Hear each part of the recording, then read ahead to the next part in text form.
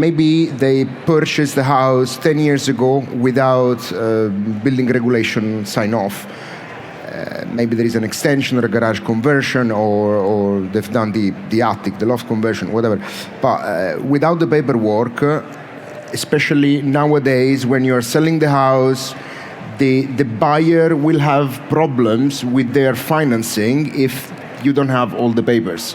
So at that point, you have to consider, if you are doing a renovation today, if you're doing any alteration to your house, saving maybe 2,000, 5,000 pounds, even 10,000 pounds, but then in 5-10 years' time, you will have huge problems in selling the house, and you would have to do number of investigations or upgrades if you didn't consult with an expert.